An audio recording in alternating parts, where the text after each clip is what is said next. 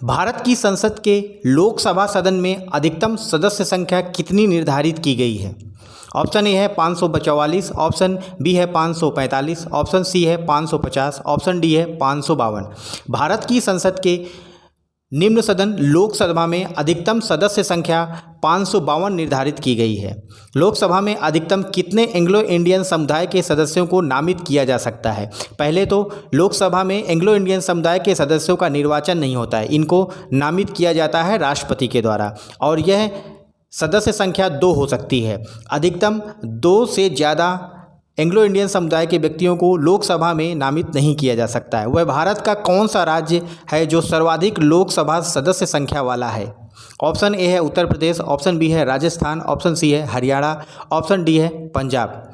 भारत का सबसे अधिक जनसंख्या वाला राज्य है उत्तर प्रदेश, और उत्तर प्रदेश ही सर्वाधिक लोकसभा सदस्य संख्या वाला राज्य है।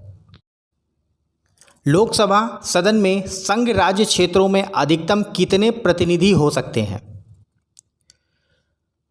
भारत के लोकसभा सदन में संघ राज्य क्षेत्रों से अधिकतम 20 सदस्य निर्वाचित होते हैं, और वह संघ राज्य क्षेत्र हैं दिल्ली और पांडिचेरी। लोकसभा की कुल सदस्य संख्या में से राज्यों के अधिकतम कितने प्रतिनिधि हो सकते हैं? ऑप्शन ए है 520, ऑप्शन बी है 525, ऑप्शन सी है 530 और ऑप्शन डी है 532।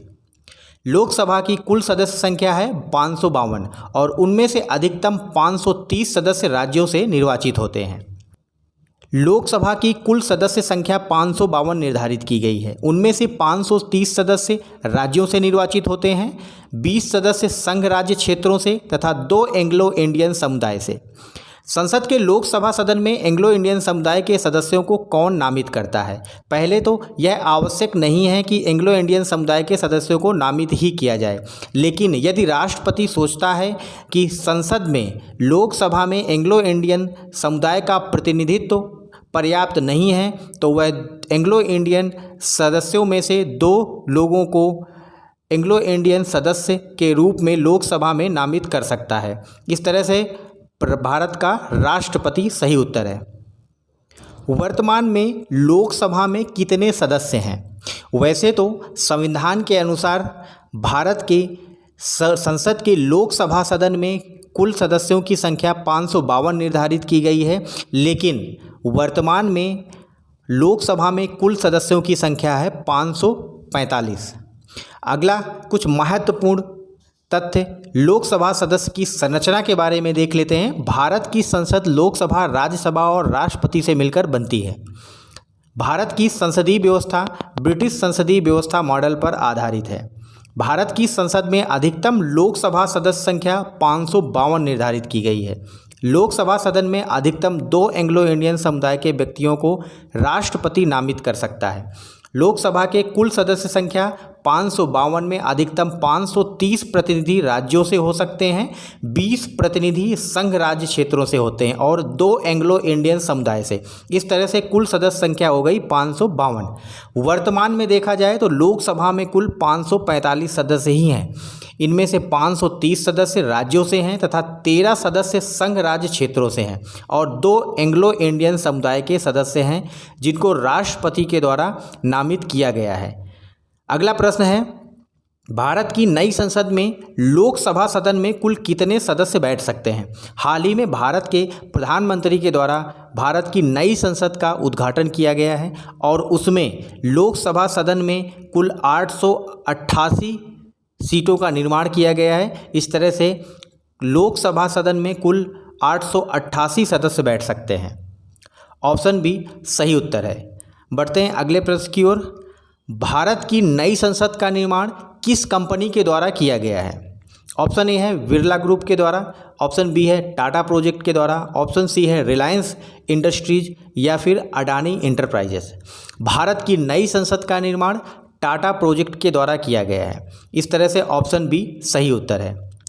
लोकसभा के प्रतिनिधि राज्यों के विभिन्न निर्वाचन क्षेत्रों में से किस विधि के द्वारा निर्वाचित होते हैं? ऑप्शन ए है प्रत्यक्ष मतदान, ऑप्शन बी है अप्रत्यक्ष मतदान, ऑप्शन सी है आनुपातिक प्रतिनिधित्व, ऑप्शन डी है इनमें से कोई नहीं। लोकसभा के जो प्रतिनिधि होते हैं, लोकसभा के जो सदस्य होते हैं, उनका जनता सीधे चुनाव करती है अपने मतदान के द्वारा। इस तरह से उनका चुनाव प्रत्यक्ष मतदान के द्वारा होता है। लोकसभा के सदस्यों के चुनाव में मतदाता की आयु कितनी होनी चाहिए? जब लोकसभा के चुनाव होते हैं, जिनको आम तौर पर आम चुनाव कहा जाता है, और प्रत्येक 5 वर्ष में लोकसभा के चुनाव होते हैं, उसमें चुनाव में जो मतदाता होता है उसकी आयु 18 वर्ष से अधिक होनी चाहिए। मूलतः संविधान में लोकसभा सदस्यों के निर्वाचन में मतदाता की आयु कितनी निर्धारित की गई थी? जब हमारा संविधान 26 नवंबर 1949 को अंगीकृत किया गया था, तब उस समय मतदाता की आयु कितनी निर्धारित की गई थी? वह 21 वर्ष थी। ऑप्शन बी सही उत्तर है, 21 वर्ष। भारतीय संसद से संबंधित कुछ महत्वपूर्ण तथ्यों को देख लेते हैं, जैसे कि हाल ही में भारत की नई संसद का उद्घाटन भारत के प्रधानमंत्री के द्वारा 28 मई 2023 को किया गया है। यह न्यूज़ में कई बार चर्चा का विषय था, क्योंकि विपक्षी पार्टियों के द्वारा इसका बहिष्कार किया गया। इस संसद का निर्माण टाटा प्रोजेक्ट, जो कि एक भारत की कंपनी है, उसके द्वारा किया गया है। लोकसभा में राज्यों के प्रतिनिधि राज्य के विभिन्न निर्वाचन क्षेत्रों से लोगों द्वारा प्रत्यक्ष रूप से निर्वाचित होते हैं, यानी जनता के द्वारा चुने जाते हैं। लोकसभा सदस्यों के निर्वाचन में मतदाता की आयु 18 वर्ष होनी चाहिए। 61वें संविधान संशोधन अधिनियम 1988 द्वारा मतदाता की आयु सीमा को 21 वर्ष से घटाकर 18 वर्ष कर दिया गया। इस तरह से मूलतः संविधान में मतदाता की आयु 21 वर्ष थी, जिसको संविधान संशोधन के द्वारा घटाकर 18 वर्ष कर दिया गया। यह संविधान संशोधन महत्वपूर्ण है, इसको आप अपनी नोटबुक में लिख लीजिए। लोकसभा के चुनाव को साधारण भाषा में आम चुनाव भी कहते हैं। भारत की नई संसद के वास्तुकार कौन है? हाल ही में जो भारत के प्रधानमंत्री के द्वारा नई संसद का उद्घाटन किया गया है, उसके वास्तुकार कौन है, यानी आर्किटेक्चर उसका कौन है? ऑप्शन ए है अरिजीत सिंह, ऑप्शन बी है बिमल पटेल, ऑप्शन सी है अनिरुद्ध शर्मा, ऑप्शन डी है आकाश साहू। तो ऑप्शन बी सही उत्तर है, बिमल पटेल। उत्तर प्रदेश राज्य की अधिकतम लोकसभा सदस्य संख्या कितनी है? भारत में उत्तर प्रदेश सर्वाधिक जनसंख्या वाला राज्य है, और भारत की संसद में लोकसभा सदस्यों की संख्या भारत की जनसंख्या के आधार पर प्रत्येक राज्य को दी गई हैं, और उसमें सर्वाधिक लोकसभा सदस्य संख्या वाला राज्य है उत्तर प्रदेश, और कुल उत्तर प्रदेश की लोकसभा सदस्य संख्या है 80। भारत में मतदान करने का अधिकार किस प्रकार का अधिकार है? भारत में कोई भी व्यक्ति जो विकृत मनोवृत्ति वाला ना हो और 18 वर्ष की आयु पूरी कर चुका हो, उसको भारत में मतदान करने का अधिकार है। और मतदान करने का अधिकार एक कानूनी अधिकार है, यह मौलिक अधिकार नहीं है। अगला प्रश्न है, संसद के लोकसभा सदन में 2 एंग्लो इंडियन समुदाय के सदस्यों को नामित करने की समय सीमा कब तक है? यानी कि संसद में लोकसभा सदन के 2 एंग्लो इंडियन जो समुदाय के सदस्य होते हैं, उनको संविधान में संशोधन के द्वारा एक अधिनियम बनाया गया है, और उस अधिनियम के द्वारा 2020 तक 2 एंग्लो इंडियन समुदाय के सदस्यों को राष्ट्रपति के द्वारा लोकसभा में नामित किया जा सकता है। संविधान के किस अनुच्छेद में लोकसभा में 2 एंग्लो इंडियन समुदाय के सदस्यों को नामित करने का उल्लेख है? भारत में संवैधानिक प्रावधान है कि लोकसभा में 2 एंग्लो इंडियन समुदाय के सदस्यों को राष्ट्रपति नामित करेगा, और यह कोई आवश्यक नहीं है। राष्ट्रपति यदि यह देखता है कि उसको एंग्लो इंडियन समुदाय का प्रतिनिधित्व लोकसभा में अपर्याप्त लगता है, तो वह संविधान के अनुच्छेद 331 के द्वारा अपनी शक्तियों का प्रयोग करके 2 सदस्यों को, जो कि एंग्लो इंडियन समुदाय से हैं, उनको लोकसभा सदस्य के रूप में नामित कर सकता है। लोकसभा में वर्तमान में एंग्लो इंडियन समुदाय नामित व्यक्ति कौन है?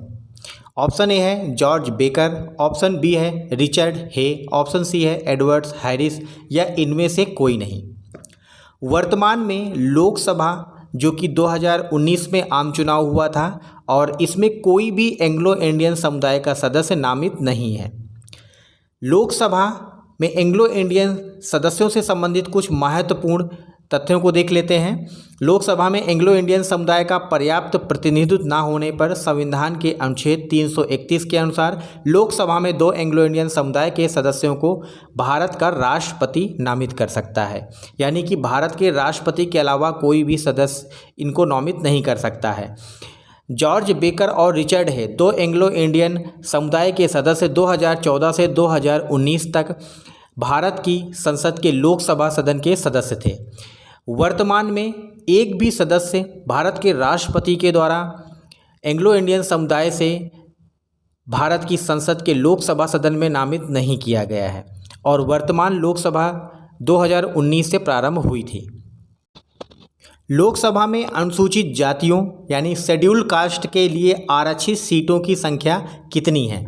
भारत के संविधान में लोकसभा में सदस्यों का आरक्षण दिया गया है और भारत की विभिन्न कास्ट जैसे अनुसूचित जाति और जनजाति तथा एंग्लो इंडियन समुदाय को भारत के लोकसभा में सदस्य आरक्षण दिया गया है और इनमें से अनुसूचित जाति के 84 सदस्यों को लोकसभा में निर्वाचित किया जाता है। लोकसभा में अनुसूचित जनजाति के लिए कितनी सीटों का आरक्षण है? अभी इसके पहले हमने प्रश्न में देखा था कि लोकसभा में अनुसूचित जाति के सदस्यों के लिए 84 सीटों का आरक्षण है। उसी प्रकार लोकसभा में अनुसूचित जनजाति के लिए 41 सीटों का आरक्षण दिया गया है। ऑप्शन डी सही उत्तर है। मूलतः संविधान में लोकसभा में सीटों का आरक्षण कितने वर्ष के लिए था? भारत का संविधान जब 26 नवंबर 1949 को अंगीकृत किया गया था तो उस समय लोकसभा में सीटों का आरक्षण केवल 10 वर्ष के लिए था। इस तरह से ऑप्शन बी सही उत्तर है और इस आरक्षण को प्रत्येक 10 वर्ष में बढ़ाया जाने लगा। लोकसभा और सदस्य के आरक्षण के बारे में कुछ महत्वपूर्ण तथ्य नोट कर लेते हैं। संविधान में किसी धर्म विशेष प्रतिनिधित्व पद्धति का त्याग किया गया, यानी धर्म के आधार पर लोकसभा में आरक्षण का प्रावधान नहीं है।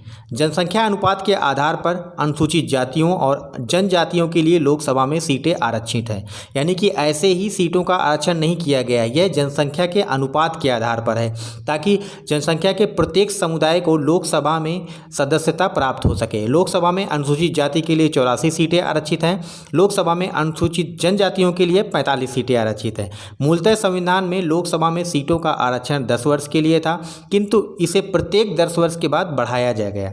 लोकसभा में अन्य पिछड़ा वर्ग के लिए कोई आरक्षण नहीं है, यानी जो ओबीसी कास्ट है उसके लिए कोई भी आरक्षण का प्रावधान नहीं है। लोकसभा में आर्थिक रूप से कमजोर लोगों के लिए भी वर्तमान में कोई आरक्षण का प्रावधान नहीं है। इस तरह से 552 सीटें हैं उनमें 2 एंग्लो इंडियन समुदाय, 84 सीटें एससी के लिए तथा एसटी के लिए 45 सीटों का आरक्षण है। 95वें संविधान संशोधन अधिनियम 2009 में लोकसभा में सीटों के आरक्षण को 2020 तक के लिए बढ़ा दिया गया है, यानी कि संविधान संशोधन के द्वारा इन सीटों का जो आरक्षण है उनको बढ़ाया गया है। अनुसूचित जातियों और जनजातियों के लिए सीटें आरक्षित की गई हैं, लेकिन उनका निर्वाचन क्षेत्र के सभी मतदाताओं के द्वारा किया जाता है, यानी इसका मतलब ये नहीं है कि एससी और एसटी सीटों के लिए सिर्फ एससी एसटी लोग ही मतदान करेंगे। अनुसूचित जाति जनजाति के सदस्यों को सामान्य निर्वाचन क्षेत्र से भी चुनाव लड़ने का अधिकार है। लोकसभा के सदस्यों का चुनाव कितने वर्ष के लिए होता है? यानी कि कोई भी व्यक्ति यदि लोकसभा का सदस्य चुना जाता है तो उसका कार्यकाल कितने वर्ष का होता है? तो भारत की संसद की लोकसभा के सदस्यों का कार्यकाल 5 वर्ष का होता है और लोकसभा का जो कार्यकाल है वह आम चुनाव के बाद पहली बैठक से लेकर अंतिम 5 वर्ष तक होता है। भारत के प्रधानमंत्री को कौन शपथ दिलाता है? भारत का प्रधानमंत्री राष्ट्रपति के द्वारा नियुक्त किया जाता है। प्रत्येक आम चुनाव यानी लोकसभा चुनाव के बाद बहुमत दल का जो नेता होता है राष्ट्रपति उसको प्रधानमंत्री पद के लिए नियुक्त करता है और राष्ट्रपति ही प्रधानमंत्री को संविधान की श्रद्धा और सच्ची निष्ठा के लिए संविधान की शपथ दिलाता है। भारत में अंतिम लोकसभा चुनाव कब हुए थे? वर्तमान में जो लोकसभा चल रही है इसका चुनाव 2019 में हुआ था और इसका कार्यकाल 2024 तक है। लोकसभा चुनाव 2019 में किस राजनीतिक पार्टी का बहुमत था? 2019 में अंतिम आम चुनाव हुए थे जिनको लोकसभा चुनाव भी कहते हैं और उस चुनाव में भारतीय जनता पार्टी को बहुमत मिला और भारतीय जनता पार्टी के बहुमत दल के नेता प्रधानमंत्री नरेंद्र मोदी को राष्ट्रपति के द्वारा दोबारा भारत का प्रधानमंत्री चुना गया। बच्चों, आपको यदि ये वीडियो पसंद आया हो तो इसको लाइक, शेयर और सब्सक्राइब करना ना भूलें और बेल आइकन दबाएं ताकि आपको मेरे आने वाला जो इंडियन पॉलिटिक्स से संबंधित टेस्ट सीरीज का वीडियो है वो नोटिफिकेशन के जरिए प्राप्त हो सके।